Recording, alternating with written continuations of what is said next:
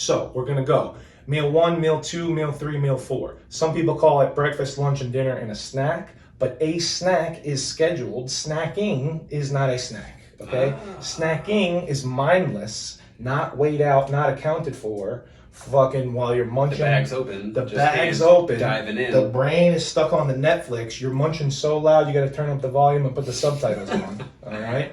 We're not doing that. We're setting a specific snack time, which just happens to be in the large gap between lunch and dinner, which also, not coincidentally, happens to be right pre-workout. So you ever been to a kindergarten class? They don't go like, okay, snack time, and chuck them like 6 bags of Doritos, right? Have at it, kids. Yeah, it's like this many graham crackers and this amount of apple juice. So what we're learning in this whole podcast is you are what you eat, sharing is caring, treat people how you want to be treated, and mindfully snack like a kindergartner. And stop fucking, so you could grow up and act like an adult, but fix the wounded child within you. Okay?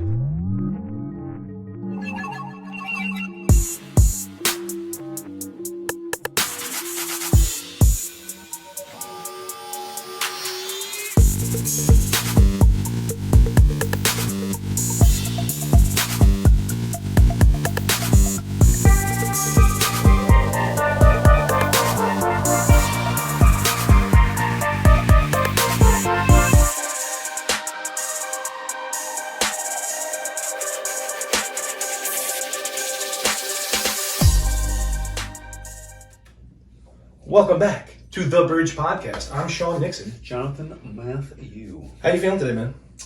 It is cooking up a blizzard out there, isn't it? Non-stop blizzards up here. But what are you going to do? I like snow. Snow's good, though. People cry about shit they can't control. Nothing we can do. It's a snow day. I mean, it's not like... It's different than like they got rid of snow days because it's like we're in pandemic days. Snow days are illegal now, just like everything else. Like how do you stack snow day on a pandemic day? Straight to jail. Well, when everybody does with a snow day, it's just but every day's a snow day. Well, that's the thing. Every day's a snow day when everybody's working on Zoom and fucking going to school on Zoom. And then so there's no more snow days, right? Because everybody can just do Zoom. That's the thing. Everybody cries about it too. Oh well, it's what it is. Such is life. Such is communism. What are you gonna do? We are back, part 2. Maria had her consultation. She went home floating on air. She didn't even go straight home. She went right to the fucking supermarket, took a garbage bag, threw all the junk in it, donated it to a homeless shelter, cleaned out everything. The pantry's organized, the kitchen's organized. She got her vitamin D ready. Her magnesium is ready. Got some new workout clothes. Oh man, the $150 yoga pants. Now she has to work out. You see what I'm saying? There's accountability and motivation come in a lot of different forms. Yeah. All right. And that's a real thing. So when you get $200 shoes and $150 pants on, you're gonna show up. $80 fucking sports bra. Unbelievable. My shorts are $20, but yeah, whatever. Anyway, so now we're back and we've written her out a workout program after we've gathered our data and did our assessment and movement screening on her.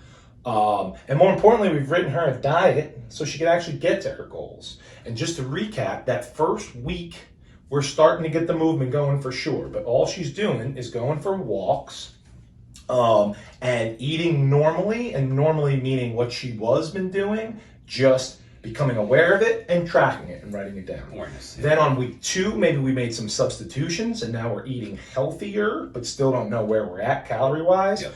But now we're going to get sets, reps, exercise split. Formal sample meal plan. And a sample meal plan with total calories and macronutrient ratio. So we're fucking balls deep in this motherfucker right now. We're running downhill. It's beautiful. She's ready.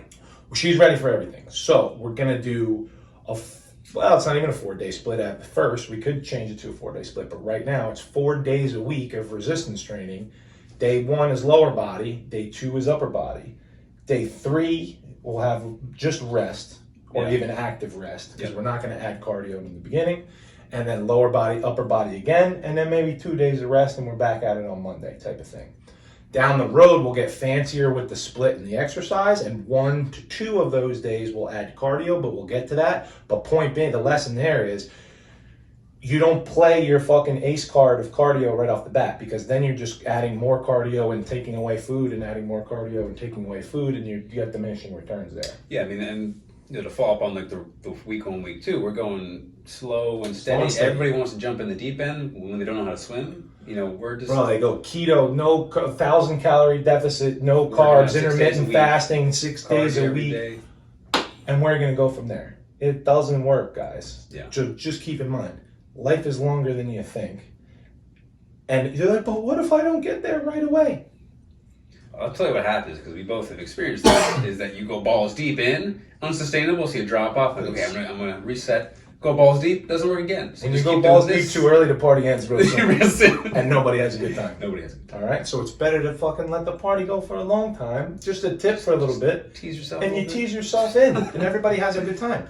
And that's the thing, and we've seen it over and over and over again.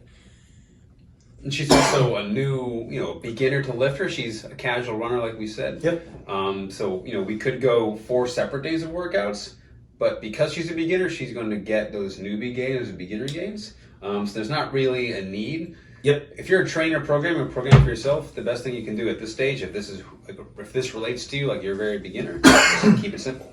Keep it simple. Always keep it simple. Stick to the basics. Stick to the basics. And so that's what we got. We got a lower body and upper body, and we're going to repeat that. And that way she can improve on those exercises at a quicker rate and see more progress. Hitting every body part twice a week, minimum effective dose, leaves us plenty of room to add sets, reps, pull out calories, and add cardio at the end. So here we go. Day 1, we're starting her off. Day 1. We say day 1, day 2, because does it have to be Monday? No, not necessarily. And we just rotate as we go. Lower body day 1. We've already done an assessment. And we've already done a nice warm-up. I like a nice warm-up of like mobility, stability, and getting blood flowing versus like a cardio warm-up. Like on a treadmill. Yeah, some people do like a 10-minute jog, but that's just bringing up core temperature, right? And maybe getting blood flowing. I like a warm-up that brings up core temperature, gets blood flowing, gets the nervous system patterning in what we're trying to do, lubricates joints, and is, like I said, priming you for the movement pattern. So I'd rather fucking take 5 birds with 1 stone rather than each specific type of warm-up. For stretching, just a boulder, smashing birds. Because if you're going treadmill and then a stretch and then this and then that, my warm-up that I like is like a circuit of a dead bug, a cat and a cow in rotation, a dead bug, cat, cow, bird, dog, side plank, and then that world's greatest stretch where you lunge through, rotate the thoracic, blah, blah, blah. So now you have full body warmed up, heart rate's up, maybe sweating if we're running through a couple of rounds with no rest, and then we're ready to go right into squats. So the first squat could maybe be holding a kettlebell or a dumbbell to get a goblet squat, to get add a little load to the pattern, to get the core turned on. Because our first exercise is going to be the barbell back squat, because we've cleaned up Maria's left knee pain by noticing she was just a desk warrior for so long, and then she's stuck in hip flexion, so the hip flexors are tight. Then she goes straight to the gym and starts running flexion, hip flexion, flexion, flexion, flexion, flexion. So we assess it, we do a nice little stretch, we fix her breathing, bracing, patterning on the squat, and boom, next thing you know, the knee doesn't hurt, and we're ready for a barbell back squat. So that's our first exercise, day 1, lower body, barbell back squat. We wrote it as 3 to 5 sets of 3 to 5 reps. So what does that mean? I like a repetition range because I'm looking for rate of perceived exertion and bar velocity and technique. All right, so what's all that mean? RPE. RPE is rate of perceived exertion. How hard does it look? And you can ask the athlete, client, whatever, how hard did it feel on a scale of 1 to 10. 5 is like a warm-up, 6, maybe you start feeling stuff. Yeah. 7 is like, oh shit, I could have done 3 more, maybe. 8 is I could have done 2 more. 9 is I could have done 1 more with a gun to my head. 9.5 is I could not have done 1 more. And a 10 is you died, you saw Jesus, max effort, blood's coming out of your nose, your eyeball popped out, but you got it. So there's no possible way to do 1 more, right? So that's what we're looking for. So if it's 3 sets of 3, and then we can keep the same weight and add sets and reps as we go during the week, that's fine, because the whole game is technique and progressive overload. You know what I mean? Breathing, bracing, doing it right, and then adding 5 pounds next week. Yeah. And it gets to a point where you can't add 5 pounds, so you add more repetitions. Then it gets to a point where you can't add any more repetitions, and you add another set. Yep. And then, or you circle back and fucking add more weight and lower the rep. Progress. So many ways to progress, but the only wrong way is to keep doing the same fucking shit over and over again. Yeah, and I like the range, that we have a range here is because it allows, especially as a coach, because I'm still getting to learn Maria. And Maria's learning Maria. Exactly. So even if it's just you programming for yourself, 100%. you're not going to know your 1 rep max or all these percentages that are calculators on there. 87.5% of your 1 rep max with a 17.5 RPE on the scale of my. Let's see what my spreadsheet says. Get out of here, guys. You go by feel and how you're feeling that day, because every day is a different. Yeah, a whole new rate life. of perceive, right? It's a perception. That's what it is, right? That's a big part of it. So That's like, great. you could have a guy saying like, who you know is at a 9, who's like, oh, this was a 3 because of the ego, or you can have a person who's like, oh, this is like a 9, but it's like clearly like a 3 or 4 for them, you know, based on like body language. Sure. Yeah. Right. What you know they're physically capable of doing, right? So. Love it, and that's self-awareness and situational awareness. Yeah. And in general, because I like to generalize from fucking now and then, it's usually younger guys doing more than they should and underestimating their RPE or underestimating their RPE and doing way more than they should, meaning technique is breaking down and they're being a fucking knucklehead. Yeah.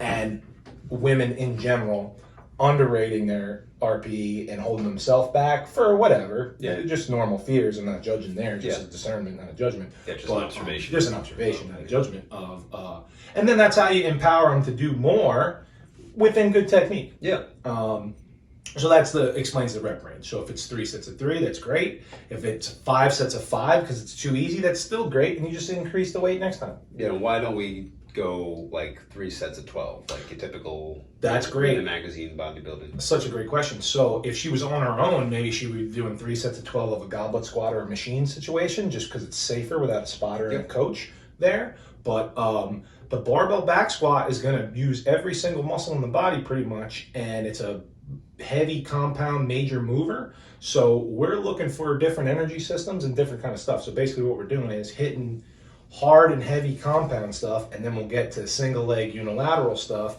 and machine stuff towards the end of the workout. So you're getting kind of the best of all worlds as far as rep ranges, muscle fiber types, and energy systems in the body, if that makes sense. Yeah, like you mentioned machines, which we'll get to in a second, where a lot more things are stabilized and fixed for you because of the machine. Barbell back squat, it's not, right? And it's brand new, highly technical movement, more technical than great point. a lot of fitness people on the internet or on this social media will make you believe, just so you can jump into it. So, like if she's doing 12 and we're just focusing getting to that number, then maybe she does like 4, 6 good ones, and the rest of them are just trying to get to the number. I'd rather do 3 to 5 Love it. with high quality technique, not have to worry about fatiguing. Love it. You know, keep the technique crispy, because you are what you practice to be in anything that you do. So as soon as the technique gets to shit, like you said, she could do 12, sure, but after 8, the form turns to shit, and now you're patterning for your nervous system bad form. So it's better to do a crispy 3, rack it, and go again, and keep the technique good and add weight down the road. So that's a great point. So then the second exercise after we squatted is going to be a deadlift. So basically you have a knee or quad dominant in the back squat, and now you have a hip or hamstring dominant in the deadlift. I got the same rep ranges, 3 to 5 by 3 to 5, and we're going off the same thing. RPE, bar speed, which is the velocity, how, is it grindy and shaking and moving all around, or is it moving super fast and nice? And then technique itself, obviously, is the main driver of everything. So same thing, 3 to 5 by 3 to 5, trying to add weight as we go. So then we're on to a unilateral leg exercise. Unilateral is just using one side of the body at a time. So this means our single leg stuff. So why it's not specific is because this is where we get to have fun and rotate exercises week by week, or how we feel or whatever. Meaning, some examples: single leg press, a lunge, a reverse lunge, a side lunge, a step up, or a split squat. Front foot elevated, standing, rear foot elevated, 19,000 different ways we can go, different ways to load them, different rep ranges there. So we got 3 sets of 8 to 10 reps. So it gives you a rep range, but now we're in a higher rep range, so the load's gonna be lower. But the beauty of it is, you don't want too heavy of a load when you're standing on one leg. Yeah, we got our back squat and our deadlift, our exercise where we're going to be able to load more. Sure. So that's where we want to keep our rep ranges low, up the weight a little bit higher when we can. Unilateral, a lot more. The major point of unilateral is working on stabilization, right? So the back squat deadlift are going to help the unilateral just from a strength standpoint. Unilateral is going to help the back squat and the deadlift from a stability standpoint. Big time. And just moving dynamically in different directions. If we're just linear the whole time, that's also where we can get lead to injuries. And then we're not locked into a barbell too at this Yeah. point. Because we already done 2 and then also creativity, keeping it fun for the person, not doing the same thing over and over again. Once again, we lined up 8 little baby birds, 1 big stone, fucking smashed them all. Then our last leg exercise is going to be the leg press. Everybody loves the leg press because you can do a lot of weight, but you can do more weight than your squat and deadlift. But like you said before, it's safer because the external stability is taken out. You're not standing and lowering it. You're sitting with the stability of the machine, and it's coming down to you. And you're just using your lower body, with your core, obviously, to press the son bitch up. So we did 3 to 4 sets of 8 to 10 reps. So once again, if the third set of 8 is slow and they're tired, you're done. Yeah. If the third set's faster than the second set, they're still fresh, you go on a 4th set. Because all we're looking for at the end, all we're looking for in general is good technique and progressive overload. And all we're looking for set to set is good technique and getting to 3, 2, 1, or 0 reps in reserve. Meaning if you did the set of 10 and you could have done 5 more because it was light, you didn't do shit. You didn't disrupt homeostasis and create a hormetic stressor and a stimulus on the body for it to adapt and grow. So it's got the last couple of reps, in layman's terms, the last couple of reps of the last set have to be tough as shit. Let's put it that way. Yeah. Meaning you want a light, a medium, and a heavy. The light is the warm-up. Even if you're already warmed up on some other exercise, you go into your next exercise with a light warm-up because it's a new pattern for the nervous system and your body figures it out.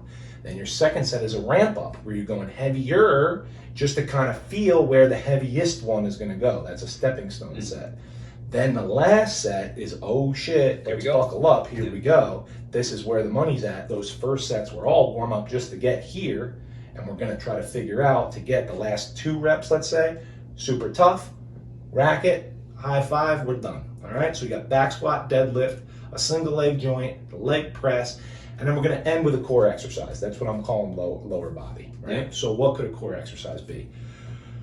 45-degree back extensions, reverse hyper, glute ham raise. Well, that's more of a fucking hip deal. But anyway, like hanging knee raises, sit-ups, different ways to do core, rotation. I like how you haven't mentioned crunches yet, you know? Like it's. I mean, you could, because that's spinal flexion, but if you don't are not only doing that, I only see like sit-ups and planks. Sit-ups, planks, or I see more crunches and planks. Kind of, repetitive. You mean flexion. Inflection all day, and then they want to load inflection? Because it's, the six-pack muscle. There's better ways to activate the rectus abdominis, for one, which is your six-pack muscle. And the trunk, also you mentioned some, like you said, a hyperextension. People think core, they think just the six-pack muscle, just that single muscle, but core is literally your entire trunk. Yeah, I think the definition of core, like not even fitness definition, the definition of the word core is the center most important thing of an object. So it's the most important, right, and it's in the center. Yeah, fucking all your organs there. So technically, attached to. Right. So technically we're talking about rectus abdominis, rectus femoris, internal external obliques, the QLs, the spinal erectors, transverse abdominis, thank you, the whole musculature of the trunk. All right, so that could be, like I said, rotation, so like a cable or a band rotation, anti-rotation, so standing there and maybe a Pavlov press or something like that. Flexion, which we said would be our sit-ups. That could be flexion. Yep. Toward, going down or coming up. So then you could bring, like you said, pelvis to the ribs or ribs to the pelvis, because your core is going to go from, xiphoid process to ASIS. So your last rib to your hip bone, essentially. So you're trying to bring those 2 points far away to stretch and closer to shorten and crunch. Breathing, super important for every exercise, specifically core, because you're going to draw the rib cage down with the diaphragm and get more shortening and a better contraction there. So like I said, hanging knee raises, sit-ups. I mean, you got a favorite 3 core exercises? Yeah, I like hanging leg raises, knee raises, any kind of those variations. I'll agree with you there. You're decompressing the spine and you're bringing the pelvis up, working the lower abs. I did see one or two studies way back in the day, and I'd have to go back and cross-reference, but in terms of stimulating the rectus abdominis the most, I think it was like hanging leg raises, pull-ups actually, or one. Sure. Like any kind of rollout, secondly barbell. Okay, that was going to be my second one. So an ab wheel or a rollout. rollout. So we're going hanging knee raises, anti-extension. So you're not trying to fucking, not shrimp, but break the other way. And I also like, this is because of my background, is like with fighting and grappling, is just a rotation exercise. There you go. I like doing a lot of those cable rotations, anti-rotations, any kind of those. I love it. Those things. So we'll go for a cable rotation, a hanging knee raise, and a ab wheel or a bar rollout if you don't have ab wheel, but it's fucking $10. Get an ab wheel. It's nice. Awesome. So that's day one. Or sliders. Those are really nice too. Oh, dude. There you go. For the same reason. Yeah. Because instead of just hanging out on a plank and you don't even feel your abs and you're just counting to a minute and you're like, life sucks, whatever. You're not doing them correctly anyway. But an ab wheel is literally just a deadlift, an overhead press, a squat. Whoa. It's the same movement patterns. Once you see the way broadly, you see it in all things. Yeah, so in yoga, they like all poses are really ideally meant to be an iteration of the Mount Uttanasana or mountain pose, that standing pose. And what is that in science, physiology? That's anatomical position. Yes. And so everything's an iteration of that. So we're trying to maintain that in any position we're in. That's gorgeous. So if you're here or here, you're not in an anatomical position. Right? And it's the same exact thing with a squat, a bench, a deadlift, and overhead press. Your just body is in a different angle. It's the same position. Same position. Muscles are engaged in the same way. Muscles are engaged in the same way, in the same posture. You're just laying down on a bench or standing up or squatting or hinging. The spine is doing the same fucking thing. Exactly. Like from dead bug to squat, there's actually no difference really going on. No difference. Same. Everything might just be connected. What? Well, movements, muscles, stars, the universe, the earth, all the animals, the soil. Atoms. It's all connected. Anyway, so that's day one, and it's a beautiful thing. Day two, you do, come in with another warm-up. We don't have to have a different warm-up for upper body and lower body. We'll save some time there. Run through everything because that's a full body comprehensive warm-up, and you want to wake up the core, the shoulders, and the hips, no matter what you're doing. So we're going to jump right in. First thing, our major mover on upper body day is a cable row. Why not bench press? I like priming the pulling muscles and the rotator cuff, even if bench press was going to be our main thing. Say you're a power lifter or it's chest day, bro. Yeah. Do some type of pulling to, like I said, warm up the rotator cuff and the lats. The lats are the major stabilizer of the shoulder. So anytime we're moving the shoulder, why wouldn't we want to stabilize and warm up the shoulder? Plus, we have a little bit more pulling than pushing because all day you're using the mouse pad, the steering wheel, the fork, the toothbrush, the phone, the iPad is all using the front of the shoulder and the front of the body. So why not pull some stuff back to get started? You got more muscles and bigger muscles in your back. That's true. I've given you enough reasons there. So, we're starting out with a cable row. 3 to 4 reps of, 3 to 4 sets of 8 to 10 reps. All right. Cable row, you can change the handle if you want. A lot of people like the close grip handle because you can do the most weight.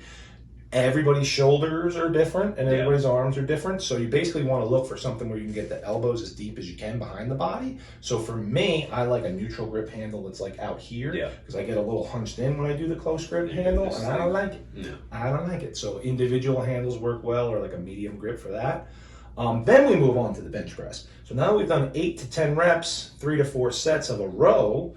The bench press, we're back to our 3 to 5 sets of 3 to 5 reps because Maria's going to be doing like a chest press machine or push-ups or something on her own to hit those same muscles. But when she's with the coach and you have a spotter, why not do as heavy as you possibly can on a horizontal upper body push with the barbell bench press?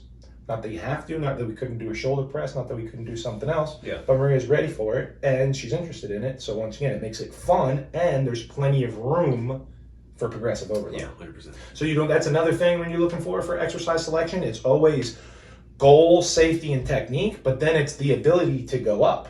So it's like, why start with push-ups when what is she going to do, 1,000 fucking push-ups? No, she's going to get to a certain number of push-ups, and then there's not really the best way to overload. One more rep. One more rep is nice, but then what happens when she gets to 99 push-ups? The barbell, you could always add 5 pounds. Yeah. So then we're going. So then we did a pull, we did a push horizontally. So now we're going for a lat pull down, which is a pull vertically. Back to the 3 to 4 sets of 8 to 10 reps. More sets, more reps with the pulling because of what we mentioned before. More muscles, bigger muscles in the back, and we want to juice up the posture a lot better because everybody's hunched over and just looking forward all day. Just because you can't see those muscles in the mirror doesn't mean they're not important. What? It's unbelievable. They exist? Well, that's the next thing as far as like everybody talks about the 5 senses, but the 6th sense is proprioception, your ability to fucking feel and sense and utilize your body through That's the why, nervous like system. when like someone chops off, or not chops off, but if someone loses a leg, they still feel it. You can still feel They it. can still feel it. Yep, The ghost limb, right? That thing. it's a thing. Yeah. So then we had another pull, and we're going to another push. So then we pulled vertically, and now we're going to press vertically. We have a dumbbell shoulder press, 3 sets of 8 to 10 reps. Definitely have to start light because the shoulder is a small muscle, and an overhead press is a tough exercise. So maybe we start her standing, so she's incorporating the core, and it's a more functional exercise versus sitting, which is not bad at all. But we're going to need that seated stability when we get heavier weights. Yeah. Right now, we're just trying to stimulate as much So as we again, can. keeping your ace whenever you need it the most, not throwing everything out. Not in the first fucking quarter. Yep, I love it. No trick plays in the first play. No trick plays on the first play of the game. Even though I've seen it, and that's great. But that doesn't always work. So then we're going back to another pull, and we're going to get an upper back row. And this is where things get weird. 3 to 4 sets of 12 to 15 reps. Higher reps because you have smaller muscles that are more type 1 slow twitch muscle fibers. Not to get fucking too nerdy on people. Yeah. But you want higher reps for the small muscles in general in the upper back and back of the shoulder. So what dictates the first row from the upper back row at the end?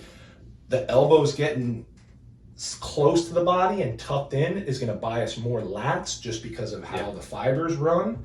And when we get the elbows out, not shoulder blades up, shoulder blades are always down, but elbows out, we're working upper back because the line of pull is always going to line up with things you can't see, the muscle fibers in the back. So elbows tucked, mid back and lats, elbows out, upper back and rear delts back of the shoulder. Yep. Okay, so higher reps there. Once again, for same thing, pulling posture. So day 1 lower, day 2 upper, day 3 some active rest. She just goes for a walk in the park, fucking plays with the dog, plays with the kids, and then repeat day 1, day 2, and then more off days. Okay.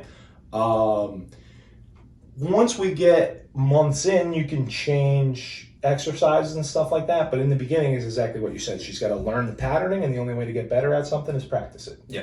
So if you're jumping around, she's not learning it. If you go to music class and you're playing the piano one day, the next day you're playing the saxophone. It's still music. You're not going to get better at any of it. You're not going to get better at any of them. It's a great point. So here we go. This is what you've all been waiting for, the diet.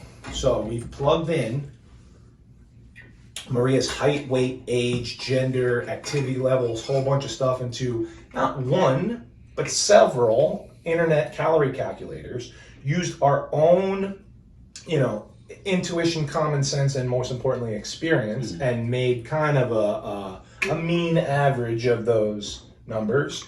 And we settled her upon her maintenance calories at 36-year-old female, 5'4", 160 pounds, trying to lose weight, is 2,200 calories. Approximately. Thank you very much.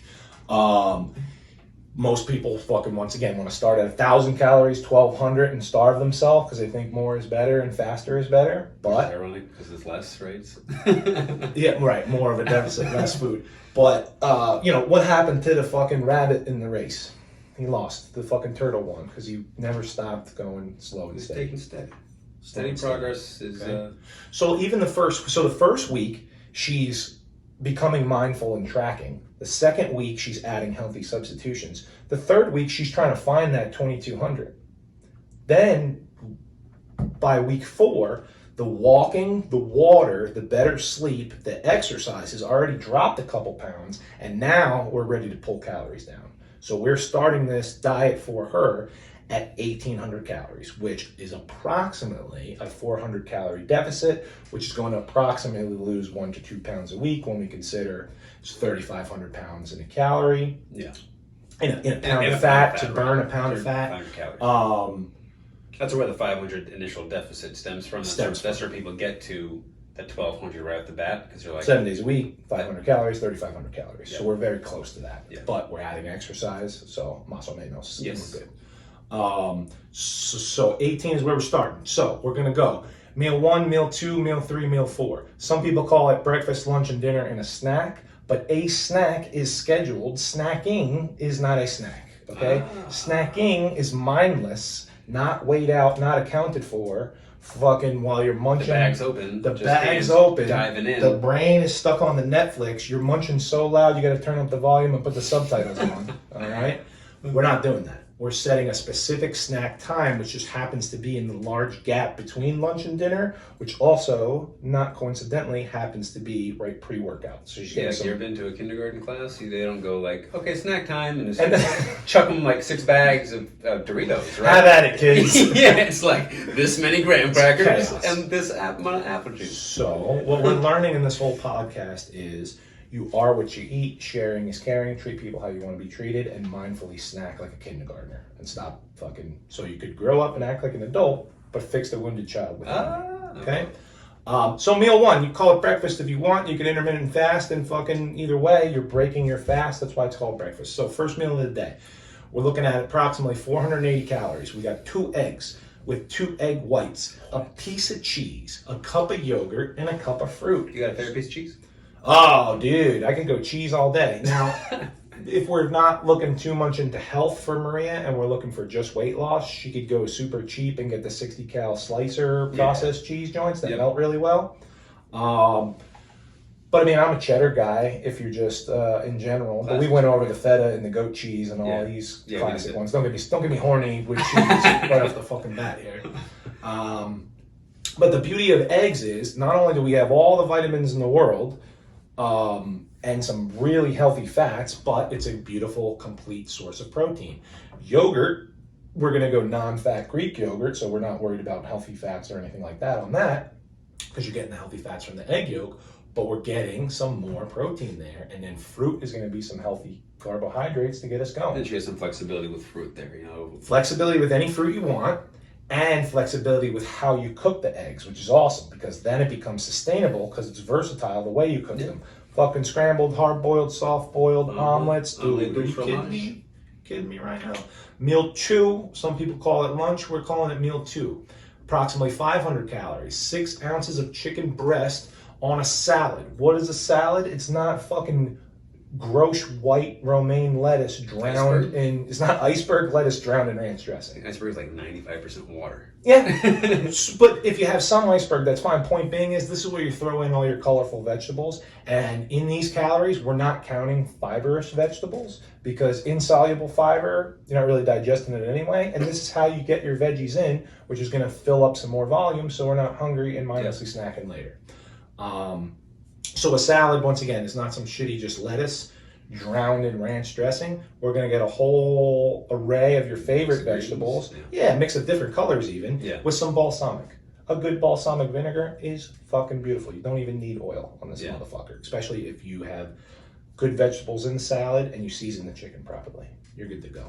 Then once again, we're going to count. Now we need our healthy fats, so we're going to have 15 almonds. Do you have to weigh out the almonds? No, just count 15 almonds and it's 100 calories, all right?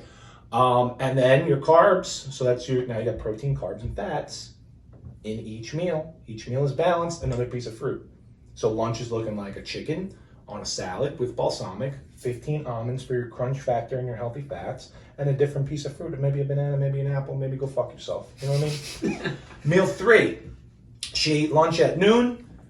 She's working out at 6. That's a big fucking gapper right there, all right? So what we're going to do is around 3, 4 o'clock, hour or two before the workout, middle of the way between lunch and dinner or lunch and workout, we're going to throw in meal 3. Some people will call it a snack, but that's not a handful of candy. It's not a bunch of mindless bullshit. Yep. We're calling it approximately 220 calories, maybe 2 hard-boiled eggs and an apple, because once again, proteins, carbs, and fats. Maybe a cup of yogurt and a cup of berries, proteins, carbs, and fats. Either way, it's super healthy. Yeah. This is where you get away with, if you're on the go, a protein shake or a protein bar. But the way we've written it, you can have whole, healthy, organic foods that feed your body so you can be healthy and lose weight at the same time. Yeah, this whole meal plan is supplement free. supplements may just be to supplement your diet. You know what I'm saying? And we're not trying to sell you supplements. Yeah. Yeah. All right? Yeah. And when we get there, it's going to be more performance stuff and only stuff that we would take and properly sourced and all this stuff. Right, exactly. So then meal 4, you can call it dinner, you can call it post-workout meal, you can call it whatever you want, back to approximately 500 calories. 6 ounces of salmon, once again, protein and healthy fats.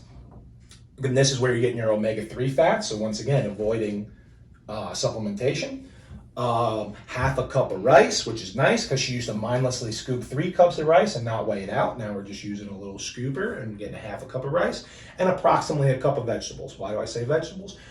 Mix it up. Any green leafy if you change up the herbs and seasonings on the proteins and you change up the type of vegetables, taste buds are happy, the cells are happy, the gut is happy. Because now you also have, what you're not realizing, because I just talked about the proteins, carbs, and fats, the omega-3 fatty acids in the salmon and the eggs, because we're getting nice free-range eggs that are beautiful, not fucking chickens stuck in cages, kids in cages. Kids in cages feeding chickens that are making eggs. You see what I'm saying? At the border, we're not doing that. We're getting free-range chickens with the nice orange yolk with all the fucking vitamins in it. The chickens had a nice happy life, eating grubs, running around, having fun. And they're fucking spitting out eggs left and right with juicy vitamins. I can bring that up, the color of the yolk, because that's with all foods essentially. Really, you can tell by the color of it. High color or dense color is dense nutrients. You know, so the dark pink salmon, the dark yellow orange yolks, the dark blue blueberries. Because you see in the grocery stores, like the non-organic stuff is like, oh wow, difference. That blueberry's this big, but it looks like a pale blue. Like, or the peaches are like, wow, they're so huge. That's really good value. Sickly, light yellow yolk and shit. Yeah. Spend the extra $1, or go to even better. You ever seen like a real blueberry or real raspberry? Oh, dude, like this big, but it's like red as fuck. Nice. This is very nice. Very nice. And that's meal 4. So you're ending up with 1,800 calories, which is approximately 160 grams of protein. What do you know? 1 gram per pound body weight. So that's where we're starting everything from. 1 gram of protein per pound of body weight per day. Because if you go back to the protein episode, we've explained protein has the highest thermic effect of food, meaning it's going to cost more calories for your body to break it down into amino acids, so you're not exactly digesting all of it per se, or you're utilizing more than you're digesting. It keeps you full because of high satiety factor, and preserves muscle. And we're trying to keep the muscle, which keeps our shape, look, health, and metabolism up, while we're burning the fat around it. Approximately 150 carbs. Could be 160, but whatever. We're trying to match protein and carbs for now, which is fine. And approximately 50 grams of fat. You can't go too low of fat because you need fat for hormones, hair, skin, nails, brain function, mood, all these things. So that's nice and balanced, okay? So we run 1,800 calories. We said we're tracking on the scale, right? So if she's losing 1 to 2 pounds a week, weighing in 1 time a week on the same scale after going to the bathroom at the same time of day. Same scale, same time of day, same routine. So it's as may or may not be accurate, but it's consistent and precise. And you can pull numbers off of there. Once that 1 to 2 pounds of fat loss slows down, we're gonna pull we'll make some substitutions, maybe knock down a little bit of fat, a little bit of carbs, to get down to 1,500 calories. And now we're going from a 400 calorie deficit to 700, 800, and we should be back to losing close to 2 pounds a week now. We still haven't added any cardio. We still haven't done anything crazy. We're still not running forever. Or gumping across the country. We're not gumping, and we're not fucking starving ourselves either. We're fueling, we're letting the training, the sleep, the diet, and the water do its thing, all right? And then when we stop losing 1 to 2 pounds a week and slows down again, let's not continue to starve ourselves. That's when we add in our 1 day of cardio. Maybe 2 days of cardio, but never 7 days a week, because we want to keep 1 day for the nervous system and rest and life to fucking life itself. And after that, we're probably at our goal. And if we're not, that's when we take the break period to, what'd you call it? Reflection period. Okay? We either love ourselves no matter how we look or what the scale is, and we fucking choose a different goal. We take a diet break, meaning a cheat meal and eating maintenance for a couple weeks to have that new set body point and then continue to cut for another X amount of weeks. Or we love ourselves so much, we're so lean, we love lifting weights so much, We want to reverse diet and slowly add a couple hundred calories here and there every couple of weeks so that the scale slowly goes up or stays the same, but we're filling out and building muscle as we continue our fitness and the health 3-month block is great because 3 months is approximately a single season, right? So if this is January to March, or rather, let's even better example, maybe like September to December. Now she wants to put on some muscle. She's not going to be on the beach anymore, so she can afford to go a little bit more on the calories. Super smart. So you mean to tell me you don't get shredded for summer starting in June? Ooh. February, March, April. For fall. February, March, April. Next thing you know, you're ready for May, Memorial Day. You're looking good, and then you either, body recomposition or reverse diet or maintain, whatever you want to call it, for the summer, and you're looking good. And then, like you said, another reflection period in September. Do we need a mini cut going into the holidays, or do we do a reverse diet or a bulk, a muscle gaining phase? Yeah. Or maybe that's when we pick a performance goal. But either way, I say, maybe she's like, I'm getting really good at back squats and deadlifting, and I'm already got to my health and aesthetic goals. I don't want to do just for the sake of do a performance goal. Yeah. How nice is this? Yeah. Everybody wins. Competition's a good thing, despite what they may tell you. And it's all about mindset. I love what you said. You have to be the person that you aspire to be first in your mind. You do it in your mind first, all right? And then when she gets there, that's it. And that reflection period, you're also reflecting on emotional stuff where you're not, A, holding on to your old bullshit and your old bad habits, and B, not beating yourself up because you're 2 pounds short of your goal or you don't look perfect yet. The whole point of the reflection is to look back at what you just did in the last 3 months. Smell the roses, celebrate your wins. We're going 3 months. We're crushing it. And then you haven't seen all that you've accomplished, the difference it makes. Right. Even if you are 2 pounds short, how much you went up on the lifts. How you've created a routine that's sustainable, that you love, that it makes you sleep better, makes you feel better. She's got a family too, where she's tired of Zoom and kids. Now she feels ready to do that. There's a lot so to reflect many on. ways to celebrate wins. I love that, and track progress. That's so beautiful. And anger, shame, blame, jealousy, hate because you didn't get somewhere, and frustration doesn't help you. And more of a caloric deficit and more cardio doesn't help you. Yeah. Trust me.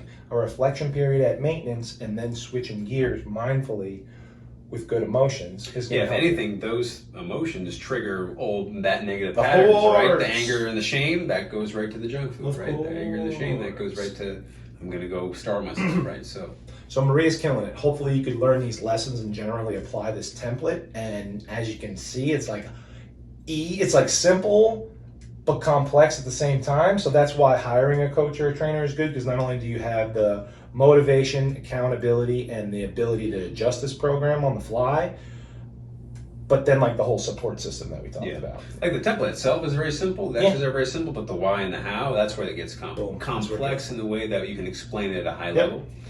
So Maria's killing it. We're going to be back next week talking about Joey Bag of Donuts, who's fucking 140 pounds soaking wet and wants to gain muscle for the girls. Get huge. So he says. But maybe the journey is all about yourself. Right. Stay tuned. We'll see you next time. Deuces. Peace.